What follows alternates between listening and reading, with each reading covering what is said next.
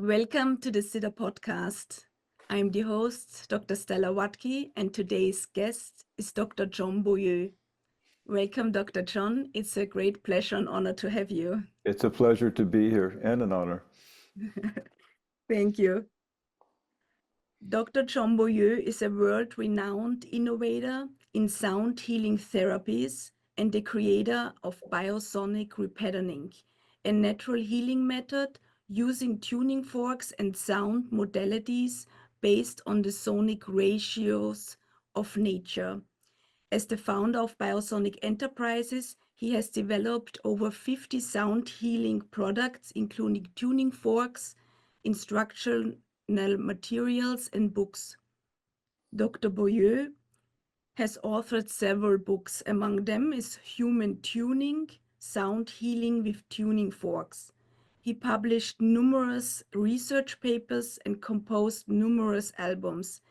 He has traveled globally to lecture and lead training seminars, drawing on his extensive experience in the arts, healing arts, and martial arts. As a licensed psychotherapist and board-certified naturopathic physician, Dr. Beaulieu has an extensive academic background with degrees from Purdue University, Indiana University, and Westbrook University.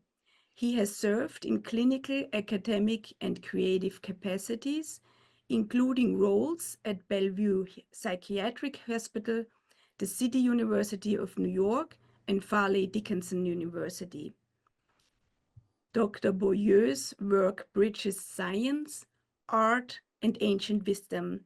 He integrates his experience in music composition, martial arts, and Tai Chi into his teaching, emphasizing the transformative power of sound for healing and consciousness development. Welcome again. And maybe you would like to start with how it all started. Yeah. Well, I think probably all started when I was little because from the time I remember, I was sitting at a piano making up stories, playing notes, and I just became fascinated with sound and without any lessons or anything like that. And I was fortunate that my aunt, who was a graduate of Chicago Music Conservatory, was hearing me play, and she refused lessons until I was 9 years old. She said, just go and be into sound, make up stories, have a good time. And she didn't play with me. There was nothing about notes or anything like that.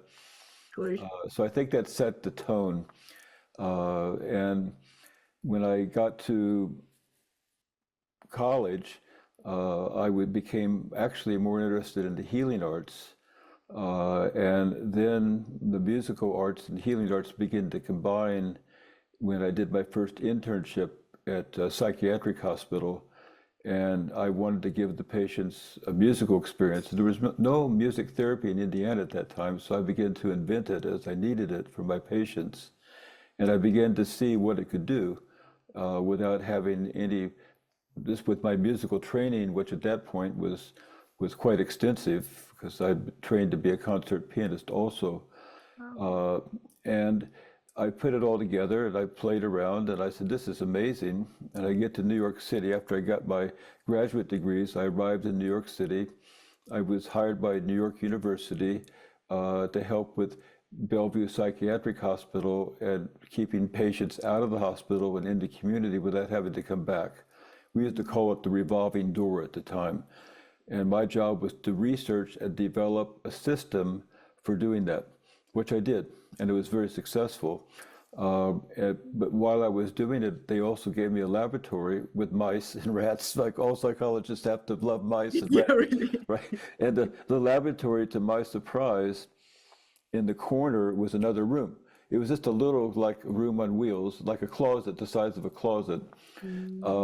And I didn't pay much attention to it at first. Then I began to say, what's in there? And I opened the door and there was some stuff in there that I took out. And then I realized it was an anechoic chamber. And I don't think anybody even knew what it was. But I knew because I was studying with a composer named John Cage, and he'd been in one at MIT and described it, and I realized this is one in my office. Uh, you know, what's it doing there? Really? It's someone put this together, someone put it here. Now, I didn't know at the time. I asked everybody. Nobody knew in the department. They just thought it was a closet that was stuck there. Oh, that's so and, funny. and so it turned, I'm pretty sure it was put there in the 1950s to do experiments by the CIA or someone like that. Maybe with LSD, maybe just by deprivation and so on for interrogation. But it had been sort of covered up and lost. And Mhm. so I reinvigorated it, and I said, I'm going to go inside of this, sit down, because when you have there inside the chamber what would be considered scientific total silence. Yes. It's designed so you don't have any external sounds and light, so there's this dark. And it had this to bench, basically, that you could fit in like you're sitting in your closet with a bench. And I'd go in, I'd close the door, and I would sit there and I would listen, just close my eyes like meditation, and I'd listen to the sounds of my body. And I'd learned this from John Cage because he had done it at MIT. And I said, wow, this is pretty neat. I could hear the high-pitched sound of my nervous system. I could hear my blood circulating. You just sit there for a while, and it's amazing all the sounds you hear in silence. And they Yeah, become so wonderful. amplified when there's zero external stimulation. And so I began to get very interested that I had this. And the science part of me said, let's kick a baseline, let's go in. And so I want to know if I do this. Here I am. I'm going to meditate. Da da da da. And I'm going to get where the sound of my nervous system's at. I want to know the sound of my blood flow. I do little graphs and so on.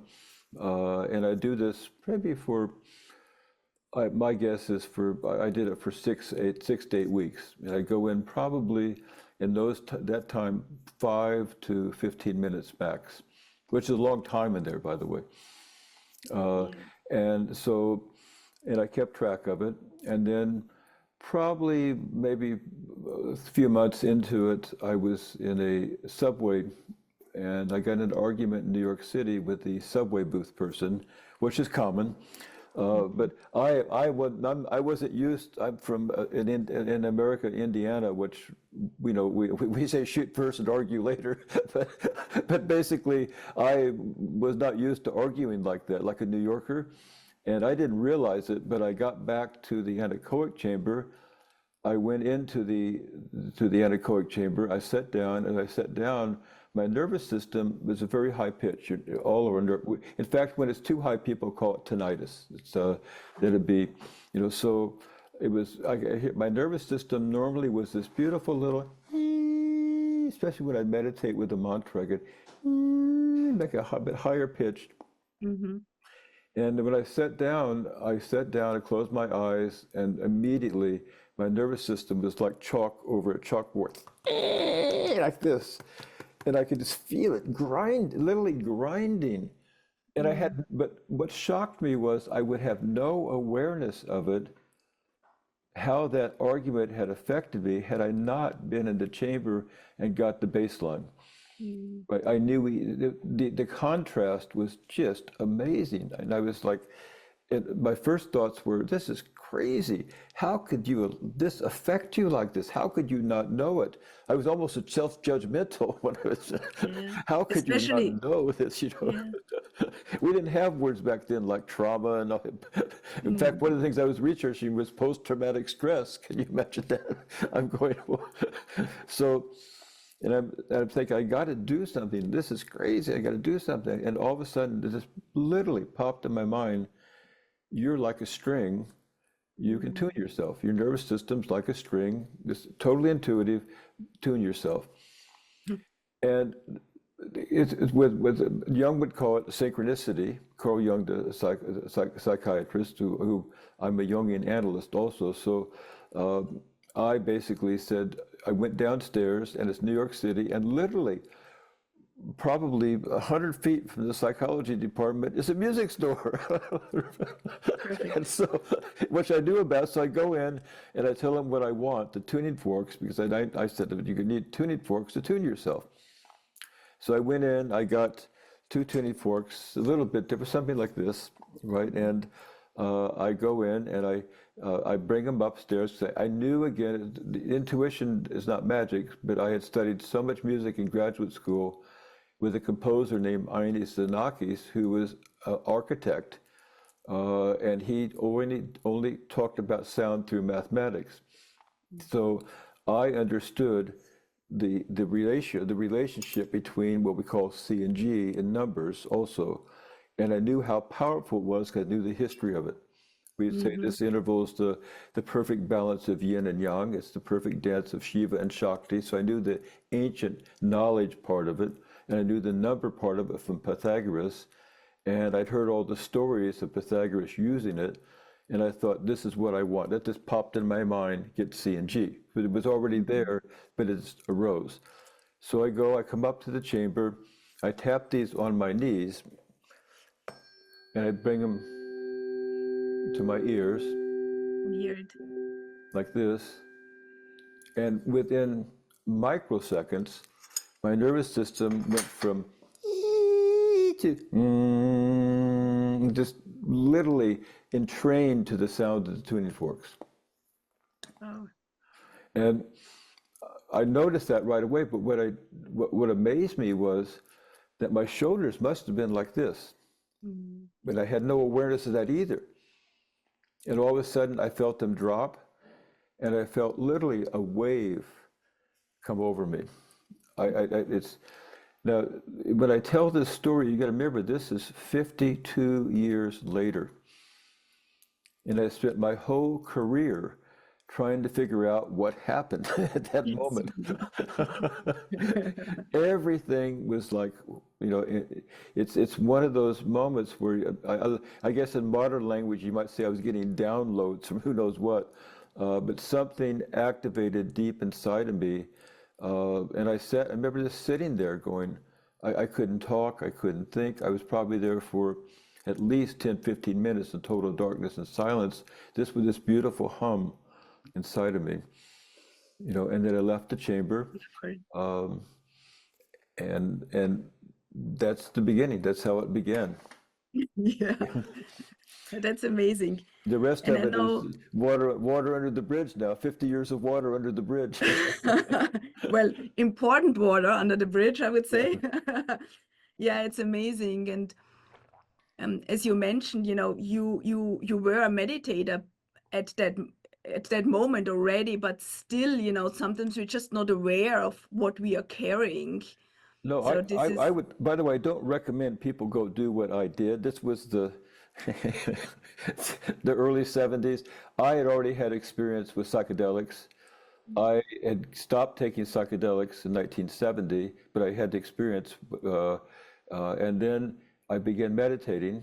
And so by the time I got to the chamber, I already had 3 years of meditation, silent retreats, and yoga, and being still inside and listening. That's what even shocked me more. After all of that, I still had that experience.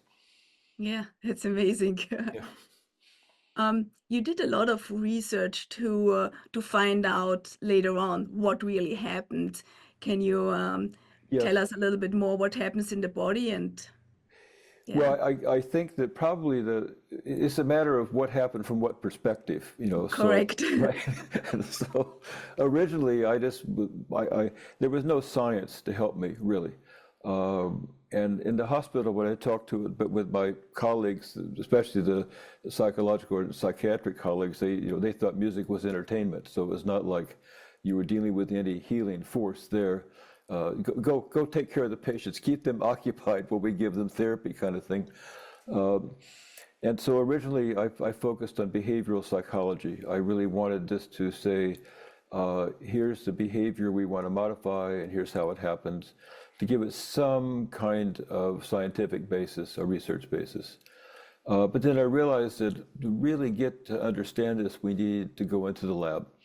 So in 2001, 2002, I began doing research with the tuning forks and basically cellular cultures that there's a molecule called nitric oxide. I get very interested in the research of Herbert Benson and what's called the relaxation response, because I felt that maybe what I got was a relaxation response in the chamber. The way he described it really resonated with what I experienced.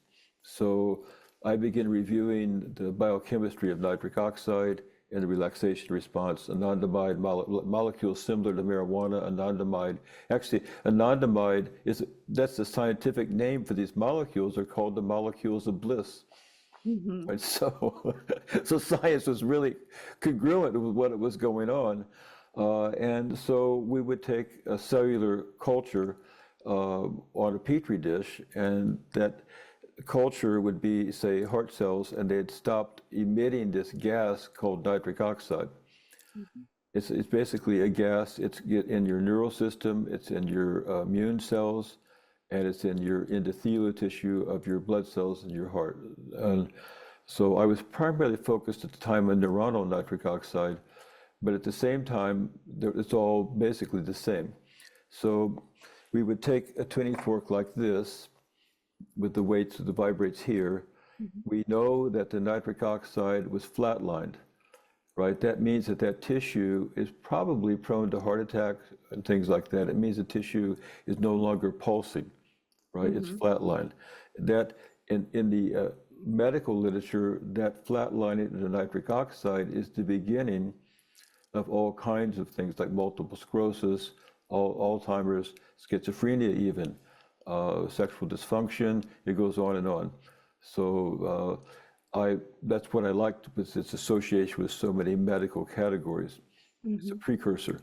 So we put this on the petri dish, like I put like this, and we had a needle in the dish that's hollow, and the hollowness only picks up the gas that's being emitted. So you get a baseline, there's no gas. You put the tuning fork on, the dish is vibrating like that, and boom, you just see the nitric oxide wave shoot up, and the tissue begins to come back to life. Wow. Right. So That's great. then we looked at it with tuning forks like this, and then I said, this is what I'm looking for in a sense of biochemistry, that it's possible, that we're getting primarily a relaxation response. And the person who discovered this, Dr. Benson, he actually called his experience of it Ru, or the breath of God. Oh, wow. I know, and he's a scientist, and he had some kind of experience where he said, all I can say is it's Ru, or the breath of God. Yeah. Right. I like this guy. Yeah. And didn't he get the Nobel Prize for it too? No, but 4 other doctors did. They were biochemists, and when they discovered it, they got the Nobel Prize. I see. I'm not sure when it was, 1996 or 7, but no one really understood it at the time. And I'd gone over their literature, and then of course nobody paid attention to it. This is even more crazy because they made a heart medication out of it because of the endothelial tissue and how it affects the blood flow and pulsation in the tissues. And the heart medication, they sent it out to thousands of men, and it failed. Except for they asked for the samples back. They said it's not working, to send them back. Normally people send them right back. You get like a 95% send back rate. They got a 2% send back rate. And they're going nuts, like what's going on here? And so they send out teams to interview people, and it turns out that's how they discovered Viagra. And Viagra, Cialis and so on, are nitric oxide pathway drugs that dilate endothelial tissue, blood tissue in the pelvis, and no one knows. Really, to this day, no one knows how it works, but it does. Interesting. So when you did your research with the tuning forks, you basically found out that when you apply the tuning forks, nitric oxide gets released. Yes, it gets released. And then I wrote a paper on that, which I put in my book also, about how we think about that. in terms of the biochemistry, in terms of how it works with other, because nitric oxide is a signaling molecule. So it's going to signal all sorts of good things in your body to happen. It's a controller in a way. And it's associated also with, we say, anandamide, are molecules of bliss. They're like this, they go together. And so when you could, when we think of these tuning forks, basically letting this nitric oxide spike, and with a cascade of things that happen in the body will lead to this relaxation response. So how can a relaxation response in the body support mental and physical health? So how does that go together? Well, that's why they tried to make medications from it. For example, that's why people like, for example, CBD and the medical effects of marijuana, because they're doing that externally through an herb or through a medication. And when it's used correctly, it can, begin to relax tissues I say endothelial tissues, but tissues in the blood cells and so on that allow them to pulsate. So you're really looking for something that allows us to coherently pulsate, right? Not just coherently in one part of our body. Coherence means through our neural system, our immune system, and our blood system, right? So our vascular system. So when you get this unified, coherent pulsation, we would call that the source of natural healing, because your body can then coherently produce what's necessary. We say your brain is nature's drugstore, so therefore it can coherently produce what's necessary for you to do what you need to do in your life in a healthy way. It's basically the intelligence of the body, which does the right thing for us with this relaxation response. Yeah, when we're coherent, we get coherent feedback, and we can act upon it in a coherent way. Mm-hmm. Great. Who would you say can benefit from sound healing? Everybody. Yeah, I thought you would say that. Yeah. And this is also why I'm not. I say in all my classes, I don't want to teach from the medical model. And I'm a naturopathic physician, and people are beginning to understand that more and more. It's just, I want to say that nature heals, right? So, and the tuning forks are based on ratios that are profoundly everywhere in nature, right? So, therefore, what you're introducing to yourself through sound is like going to the ocean. It's like going to a place that nature's in balance and coherent.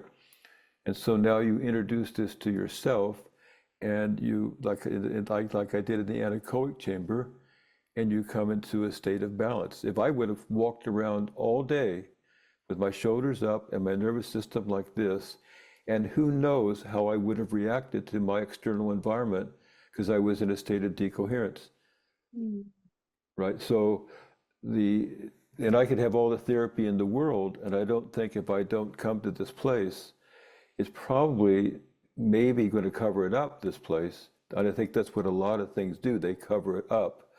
Maybe instead of like the tuning forks, I could have gone out and with all my friends and got drunk that night. You know what I mean?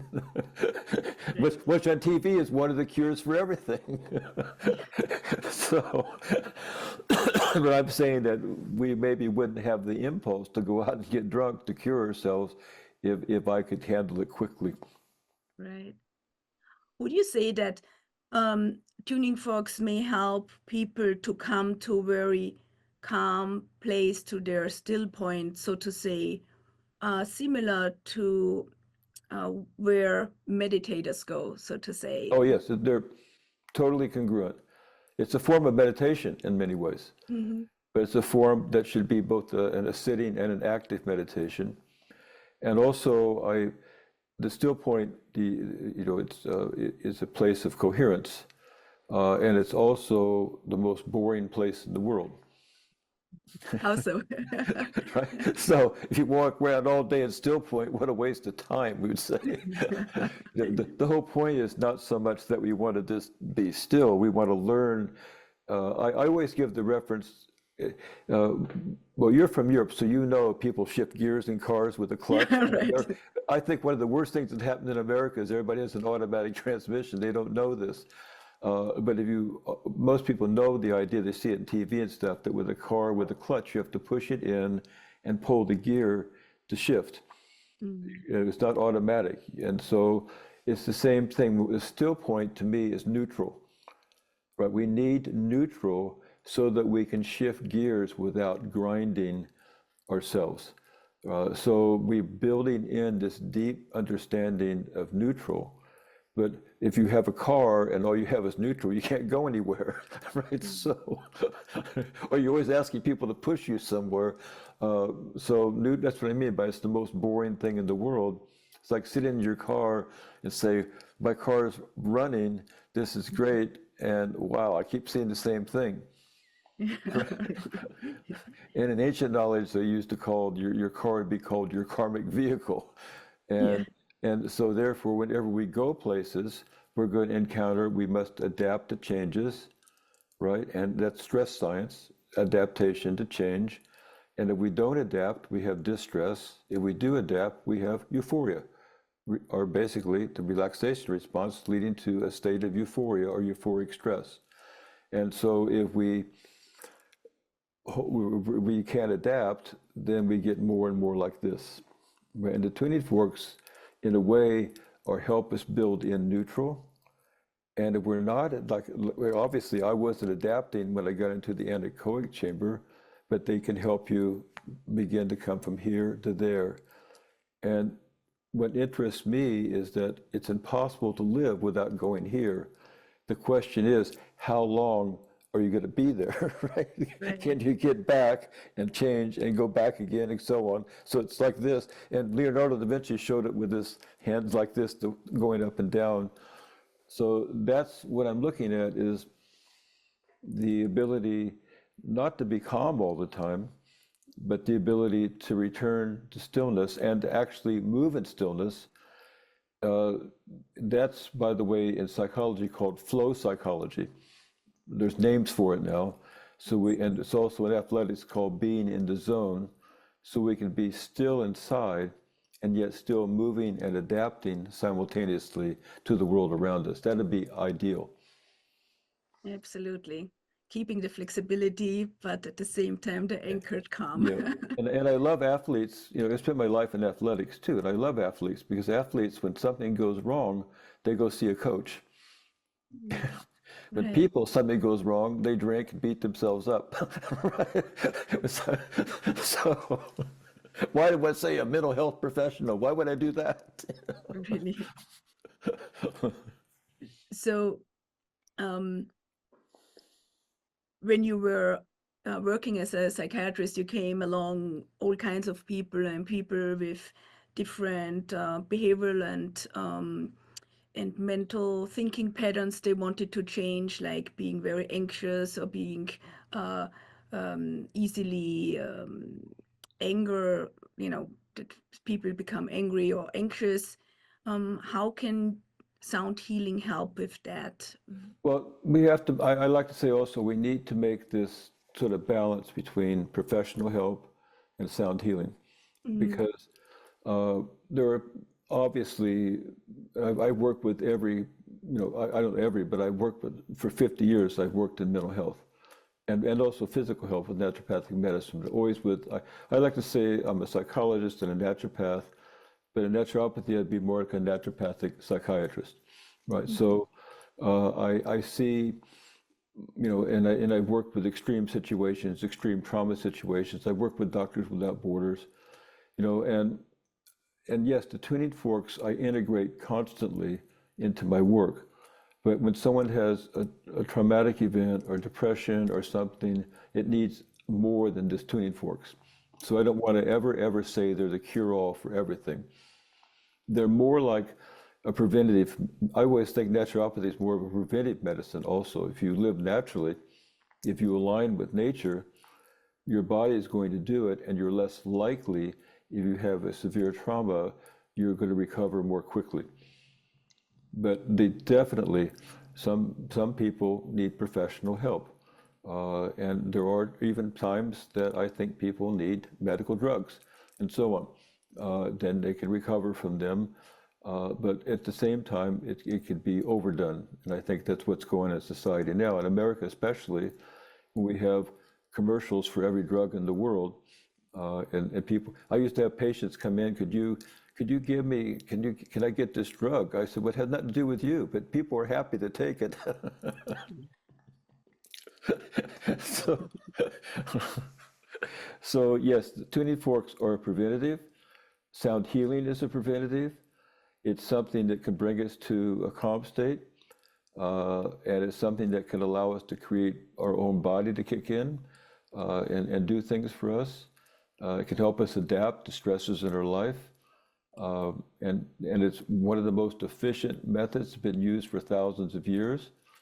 It's been completely knocked out of the modern medical model, only now just starting to come back.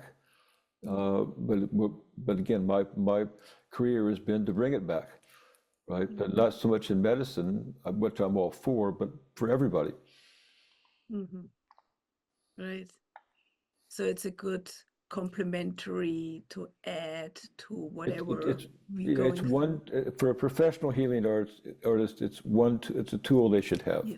Yeah. But for the general person, it's a tool they should have, along with meditation. It's a form of meditation. Mm-hmm. It's a form of yoga. It's a form of Tai Chi when it's done correctly. Right.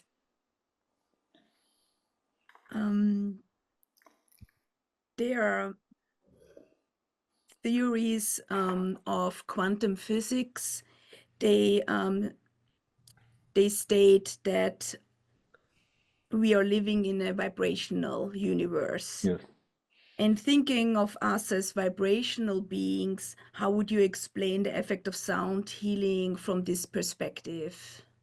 Well, again, I like to say that scientifically, I'm a general systems scientist. Mm-hmm. General systems, to me, it's meant to be that you could have a table. It's like in Jungian work, the Knights of the Round Table, right? And Parsifal and King Arthur had a round table, and they'd all sit at this table equally and talk about challenges, things that they did, and tell stories and so on to help the kingdom.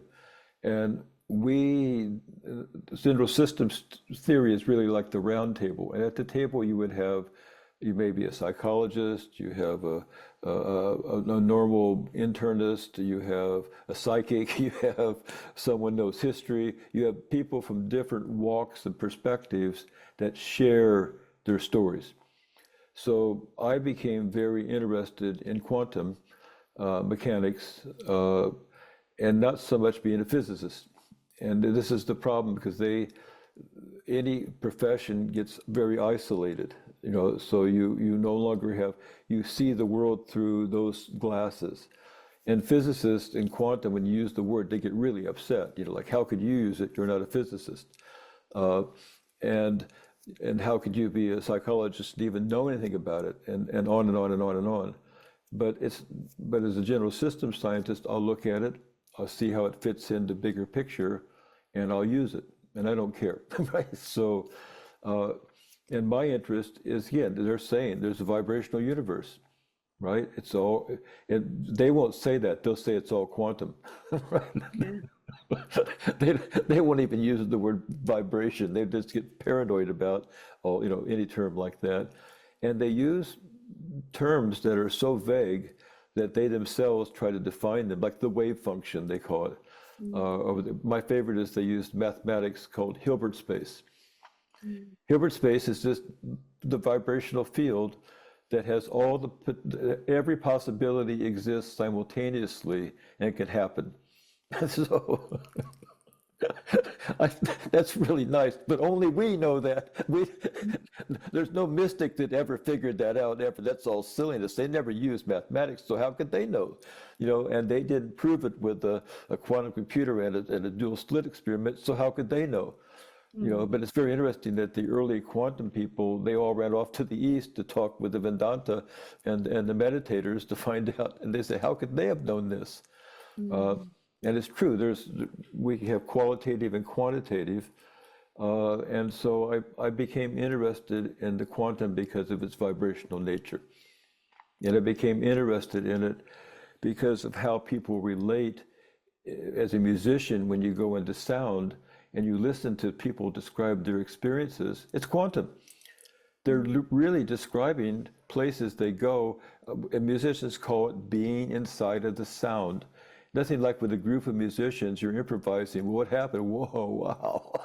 You know, I went here and I saw it there and there at the same time. You start seeing the same behaviors that physicists are talking about at a micro level, and they believe can't exist at a macro level because they're totally petrified about emotions and people, and the psychologists wouldn't be petrified about. We're living in a quantum vibrational world. So therefore, I became interested in psychologically how people relate based on the way quantum particles relate in space, because we're made up of, that's what we are. So why wouldn't it translate into that?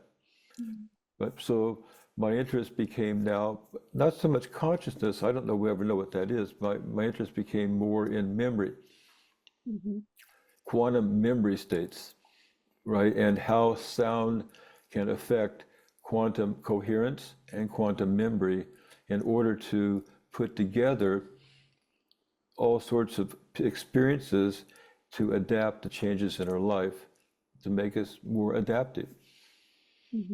So I'm using quantum science to explain basically in psychology the concepts of the unconscious mind.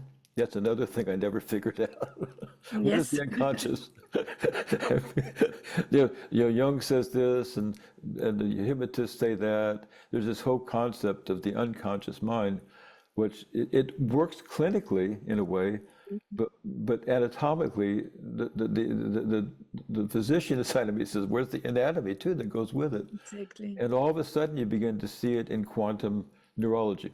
You know, you begin to see the anatomy of what you could be congruent with the unconscious mind, and it's amazing when you look at it. And this is what I gave you the paper they call the neural microtubules, right? And I brought this to show. It's a tube, right? And you can imagine that in your neurons, not only in your brain but in your gut, all through your body, this would be a tube because you can bend it. It's flexible, but it's hard also. And this tube would be like a bone. You think of it, and these tubes called micro, they're little, so they call them micro, and you can see they're hollow, right? And there's billions of them that form the skeletal system of your neurons, and also other cells, but we're looking at neuronal cells, right? So now you have all of these tubes, and these tubes have, as you can see, they have walls, right? Something that gives it a structure. Well, those walls happen to be, technically they're called tubulin, they're proteins, but these proteins are crystalline in nature, they're crystals. So now we have billions of crystal tubes that are made up of fine crystals, right? An array of crystals that conduct energy, they're semiconductors, and they store information as you would in a normal computer. And then the quantum physicists came up with the concept that the brain's a quantum computer, which I don't think, but that they're getting away from that now. The brain's a musical instrument. That's what the newest view. But each one of these little crystals, they said, contain more memory power than all the hard drives in the world. And we have, right? And we have billions of them. Amazing. Yeah, so then the question is, if you look at it from a computing standpoint, how can you have access to this? Right, that's the web. Right? Yeah. The billions of these, that's the internal web. And then make it even more interesting, the tube that's hollow, you can't get inside of it. It's closed at both ends. Mm-hmm. It can only be accessed through a fourth dimension, quantum pulsation. Interesting. I know. And so now it's vibrating, it's pulsating with Mm-hmm. what we call brain waves. And the science is really good on this part. Mm-hmm. So it's pulsating, but that's what creates theta, alpha, delta, beta, gamma brain waves, right? So it's stepping down from terahertz to kilohertz to megahertz, kilohertz into octaves into your physical self. It is pulsating. And when we're coherent and we have a problem or we have something, that we can be coherent and still, that's the still point, with a thought, we can then begin to access this. Right? It's like surfing the web. We can now, but the question is, how far does this memory go? Mm-hmm. Right? And so you could say, oh well, this has to do with when you're a baby on. But the mystics would say it's the Akashic records. It has to do with everything. You can go Yeah. back trillions of years. You have memories that are stored here. And my question is, I don't really care about that as much as I do if you have a problem in your life, a challenge, what memories do you need to access, put together, rearrange, and so on, into new neural patterns so that you can coordinate yourself coherently to meet that challenge. Right. Right. The rest of it doesn't mean it. So you'll say, oh, wow, I went there and I saw that I was a lizard 10 lifetimes ago. I mean, who cares? But if I saw I was a lizard 10 lifetimes ago and I saw that my tongue did something with the bug that could help me now, that's more interesting. So the question is, how can we access this? And how can we support this access? And sound has been used to access this for thousands of years. When you look at the ancient when you understand it in this way, you can see what mantras are doing, what the mystics have done, what they came up with, the great rishis came up with, what the shaman have come up with. They know how to access it, and that's what we want. We want to get a little more scientific about it. And we're seeing the same thing now. I work with LSD and the psychedelic medicine, so they're going, wow, look what we can do. The very thing in my lab in 1970, the government came in and confiscated everything and said, you can't do this, it's bad. Now we're learning we can do it. And all the doctors are taking the LSD home and taking it, psilocybin, and they're learning how it can access and help us. So, but again, when you use that with sound has been used for enlightenment. Sound has been used to go far beyond any psychedelic. It gives us access. And you look at the mystics talk about the depth of knowledge they receive with mantras. All of this goes far beyond.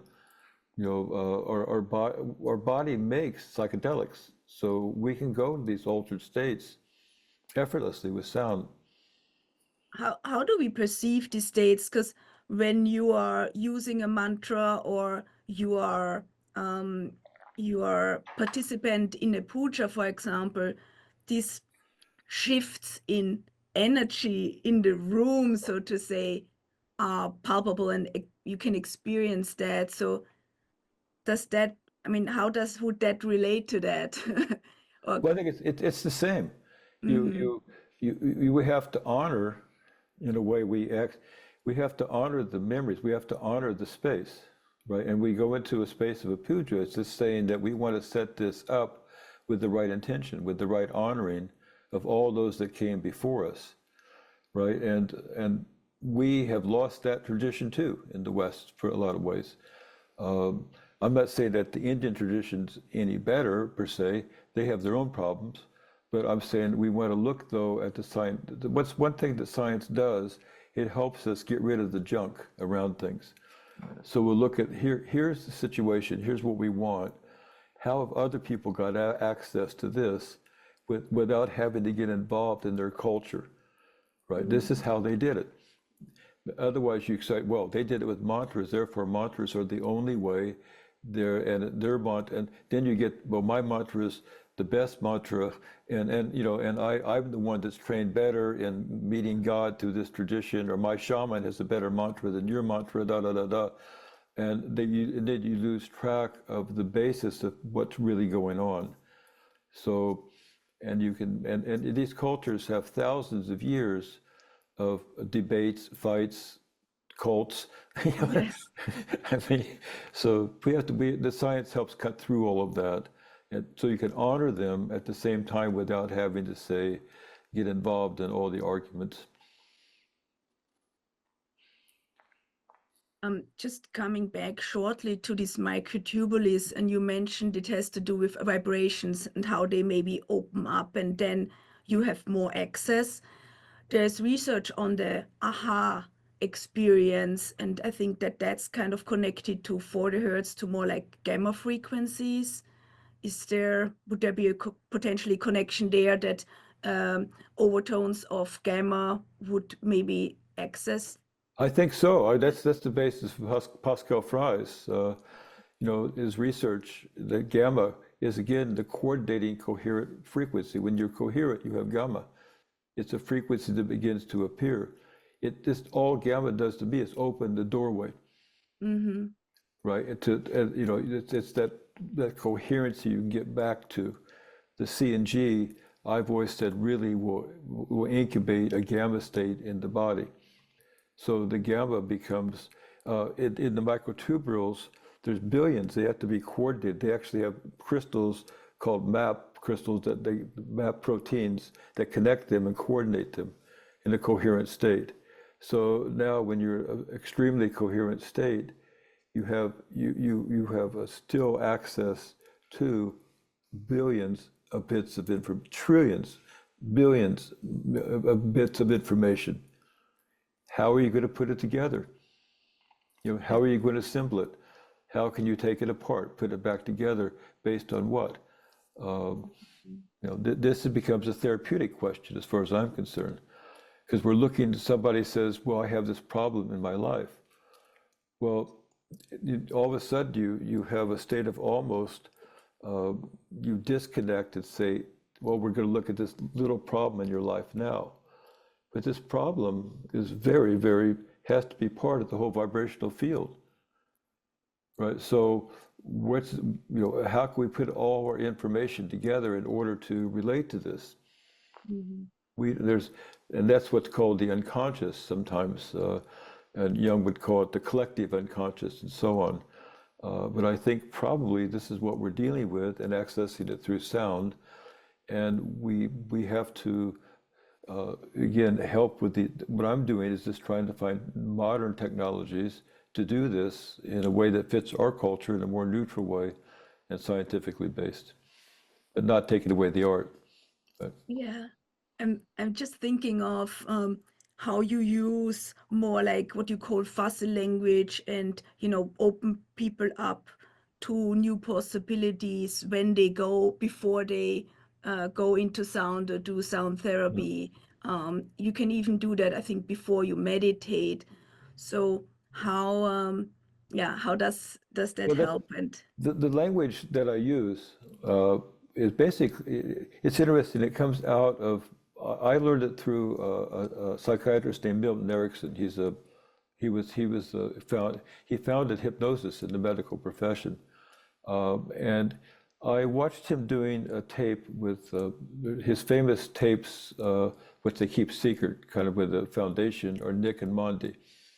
And most interesting tape, he's talking with Nick, who's a young man, and he's just talking to him in what I call good words. That's all he's doing. It's just a normal conversation, but he said that Nick is in trance, which means that he's basically in still point. He's at a place where he's coherent, he's not involved, he's not active, and the words are going in.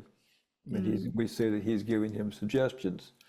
So the words like put together, you can create new possibilities. You have this challenge in your life right now.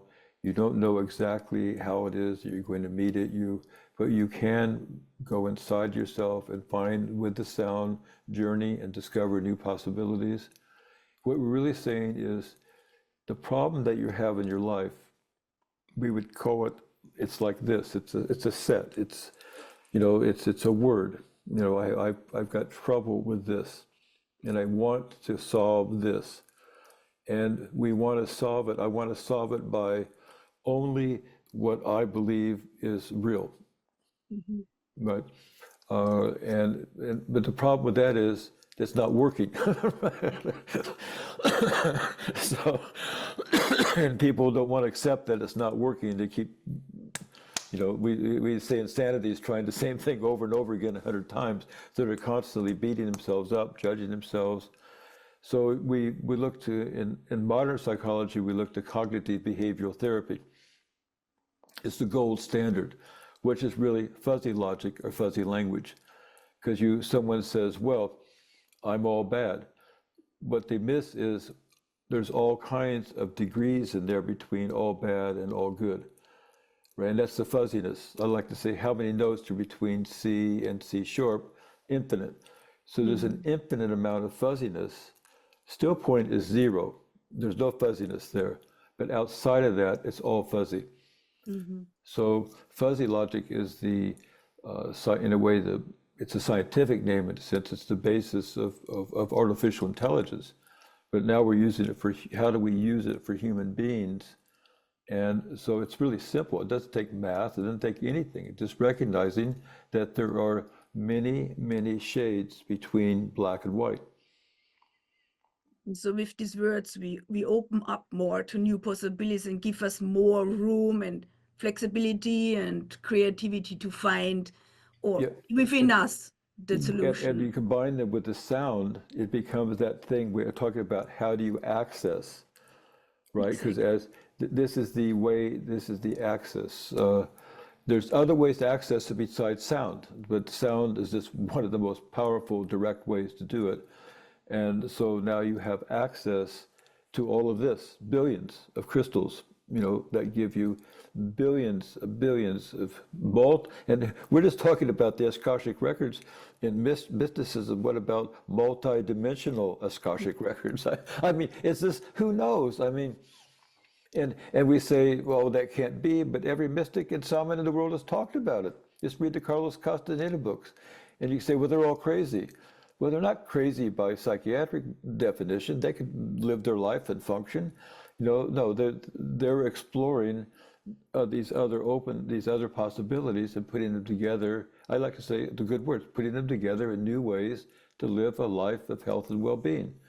So we have all these resources. Why don't we Google on the internet? Right? You go, okay, let me Google that. You'd have no idea what's out there, but something's out there, right? And you go, I've got this problem. Let me find out what information I can get back. It's no different. I've got this problem in my life. Let me define it and let me go out and do things. So I used it constantly, and people come to see me as professional. I do the professional thing, and then I would spend 5 minutes just tapping the forks and saying, and go and find places and put together new possibilities based on this session that go beyond the limitations of the profession and go out further. And the results I began to see were just amazing. What people would come back and say the next week, they would get synchronicities. They would get things happening in their life. They go, I didn't know how this happened. Someone told me something during the week, and so on. And I say, great. But at the same time, they have to deal with that challenge in their life. It's not magic. It's not the new age pill or anything like that. No, but it's definitely something that's been used for thousands of years. Yeah, when sometimes you explain when you talk about what kind of, when people are getting triggered in a situation in everyday life, and you say, it's happening vibrational. Can you talk a little bit about what you call knots and what? Yeah. Well, the triggering, everything for me, in the quantum field, they talk about they want to create an AI with consciousness. And what is consciousness? That's the hard problem in a way. But for me, as a mental health professional, psychologist, it's not a hard problem. I deal with people, emotions, and things like this. All you have to, I remember when I worked at the hospital, we'd bring the medical students in, 4th year and 1st year resident interns. And they could not deal with psychiatry. They couldn't deal with emotions and feelings and nothing. They wanted everything like this. But we have to deal with that, right? So in the triggering to me, it's about consciousness, is about relationship. So when you get information, how are you relating with it? Right? So if somebody in your life tells you you're really dumb, right? And you say, how are you going to relate with that? Are you going to relate like this? Right? Or you're going to relate with thinking a mile a minute and why I'm not dumb and thinking about it for 3 years later after they said it. I mean, so your ability to relate, even though we can't know what it is, it takes consciousness, awareness. Mm. So I ask people all the time in therapy, what's your relationship to that what's triggered you? Right? So, and then, but it's not just your mental, it's your emotional relationship, your mental relationship, your thought relationship, and your somatic body relationship. Mhm. Right? So when those three are working together and congruent, you can come up with what you need to do to deal with that trigger and relate with it differently. So the trigger isn't going to go away, right? It's not going to go away. How you relate with the trigger, the only thing you can control is how you relate with the trigger. Right. That's it. And so on a vibrational level, you say it's like how it's becoming kind of friends with that on a vibrational level. Yeah, but somatically too. So you can't Yes. pretend it. In other words, you can't pretend it. It's got to be. It's just the frequency that wants to move through you. Yes. And Mm-hmm. it has so now we come into psychology with it being associated with something, right? Mm. For you can say, well, I remember, but in the state I grew up in Indiana, people thought we were dumb, right? So I remember thinking, someone says, "Oh, you're just a dumb Hoosier from Indiana." They told me this when I was a kid. Oh, really? Yeah, yeah. You're just a dumb Hoosier from Indiana. I go, whoa. I didn't know I was dumb. I thought I'd do something. And then you go to what's in cognitive therapy called dichotomous thinking. I must be all dumb. And then you lose fuzzy logic. You lose all of this. So and it turns out now I can enjoy being dumb, right? And if you're going to deal professionally, you better enjoy it because someone's going to come along and tell you sooner or later you don't know what you're talking about. So, That's great. and so I have a better relationship now with being dumb than I had when I was younger. Right. And But it's one. but the Mhm. triggers are still there. There's plenty of people that will try to trigger me. Right. It's how you relate to it It's and how if you you can relate to the trigger. resolve it. Yeah. Yes. Um, John, you have mentioned in the beginning that, you really have seen and developed sound healing for 50 years. So looking into the future, what would you predict for the next 50 years? Well, I don't know actually, but all I want to do is try to give away what I've learned and share it so that people can develop it further. That's science. All I've done is contribute something to this search that the scientists, and I think scientists should include artists too, both the qualitative and the quantitative. And I think that good quantum mechanics, that's what it should do. So I think, again, there's going to be lots of problems in the future. There'll be lots of challenges, lots of triggers, and there should be. Mm, So the question, yeah, this, I don't imagine a future that everything's perfect, right. right? So far it hasn't happened.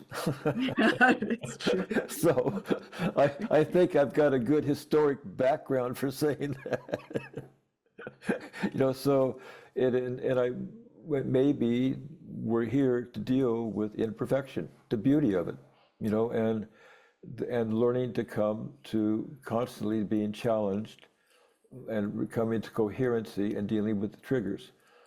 I'll be 77 years old. I still could get triggered, right? Mm, I've never met anybody. In fact, every guru I ever met said you have to have a drop of ignorance to be here. mm-hmm. And, so they get triggered. So the idea of enlightenment to me is a verb. We're enlightening as long as we can meet a challenge and come back, can meet a challenge and come back. that's the burning of the alchemists would call it the dung, the fuel, the unconsciousness that burns to give us the light. So, and the Vedic says, I'm looking forward to a great future. As long as you have certain skills, it's going to happen. But if you're looking forward to a great future where everybody's peaceful and nobody bothers you, I would say, okay, good luck. Yeah, Here's my card. I'll see you later. it's a good thought, but I love it. I love it. Good for you. Here's my card just in case. yeah. But it's wonderful, the idea that you can really kind of ground yourself more in this still point in a way, but with this flexibility and letting the vibration go through you without holding on too much too long, Right. so we can basically And that is a continual process, right. right? There's always something new. Correct. Right? It's continual. It never, ever stops as far as I know. And if you get a moment when you think you're enlightened, good. Enjoy it. But then what happens is oh no, I'm not enlightened. I can't get back to get like that. Right. And it's over. then it's over. And then it's over. I see this in golf all the time. I hit a great shot, then you hit a bad shot. I got to get back to the good shot. Right. And then you take out your tuning forks, right? Yeah, right. Well, the guys I play golf with have them. They put them in their bags and use them. Oh, that's awesome. Yeah, but again, as long as we can come forward, and again, they'll go see a coach. A good professional athlete will just forget about it and go see a coach. They'll say, I had this problem, let me work with it. People just don't do that much. I've got this problem. Like I say, I've got this problem. It's part of living. I'm like with everybody else. And let me work with someone who could help me with it, I could learn from, but I'm still responsible for it. I'm responsible for my actions on the athletic field. I have to perform. So it's the same. I always thought therapy was like that. Not everybody should have therapy, but if you need to get that feedback, that a professional can help you at a certain level with that. That's it. Then I'm very happy with my challenges in my life right now. I've got plenty, so. Well, one of the next maybe smaller challenges for you will be your next course, which you are starting in 20th of February. Would you like to share how people can hear from you more and learn from you? Well, my website is BioSonics, it means life sound, biosonics.com.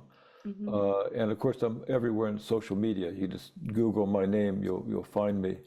And I'm teaching the course in February, and what we just talked about, fuzzy logic and still point and sound, and how we access all this.